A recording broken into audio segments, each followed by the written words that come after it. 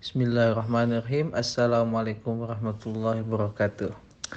Oke, di sini saya akan menganalisis film ini, yaitu film ini menceritakan tentang seorang anak perempuan yang mulai beranjak remaja bernama Riley.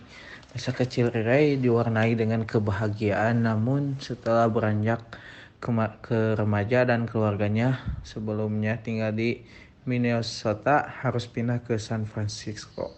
Pada titik ini emosi Riley mulai labil, mulai tergoncang. Emosi Riley digambarkan melalui 5 makhluk mirip manusia yang mewakili kondisi psikologisnya.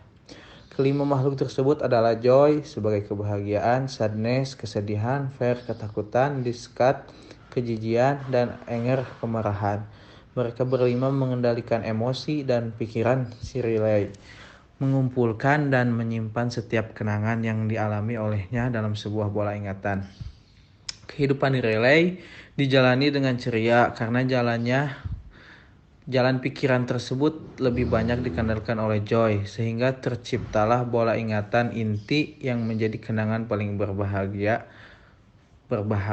dan terlupakan oleh Riley. Joy menjadi emosi yang gila kontrol. Sebisa mungkin ia mencegah emosi lainnya untuk mengendalikan pikiran Riley.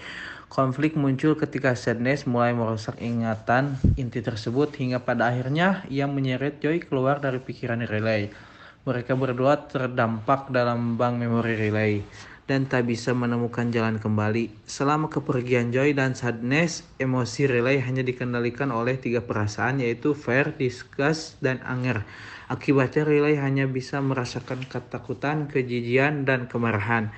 Ia menjadi semakin labil, hingga akhirnya Riley memilih untuk kabur dari rumah, suatu tindakan yang belum pernah ia lakukan sebelumnya.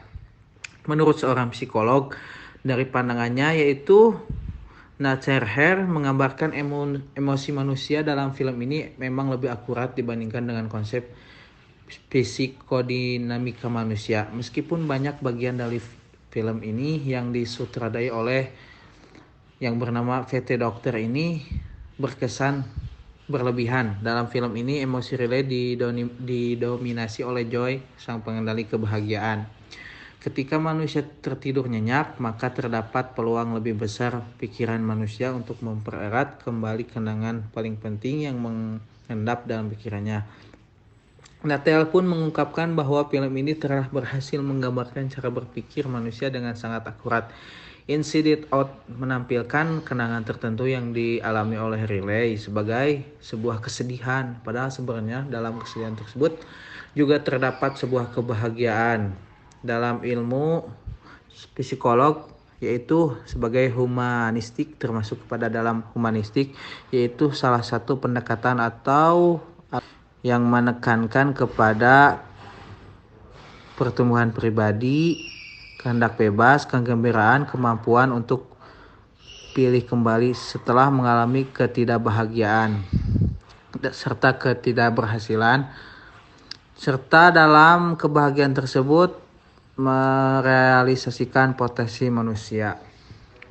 Jadi seorang ahli psikolog pun mengatakan fakta akurat dalam film ini, yaitu mengungkapkan saat ini masyarakat hanya memiliki terfokus pada satu emosi saja, yaitu kebahagiaan. Orang-orang ingin selalu terlihat bahagia dan mengingat sebuah kebahagiaan yang pernah dialaminya di masa lalu, terutama di media sosial. Padahal mengingat emosi lain seperti kesedihan diperlukan untuk membentuk sebuah keseimbangan emosi dalam diri manusia. Seperti halnya Riley yang merasa bahagia ketika mengingat memori kesedihan yang pernah ia alami. Pesan yang ingin saya sampaikan dalam film ini adalah biarkan emosi dalam diri manusia mengalir begitu saja agar tercipta sebuah keseimbangan. Seseorang tidak bisa terus-menerus bahagia dan hanya mengingat kebahagiaan yang pernah ia dapatkan. Kadang kala ia pun harus merasakan yang namanya emosi lain seperti kemarahan, ketakutan, kesedihan, dan sesuatu yang pernah dialami tersebut yang mencakup kemarahan, ketakutan, kesedihan. Sekian dari saya. Assalamualaikum warahmatullahi wabarakatuh.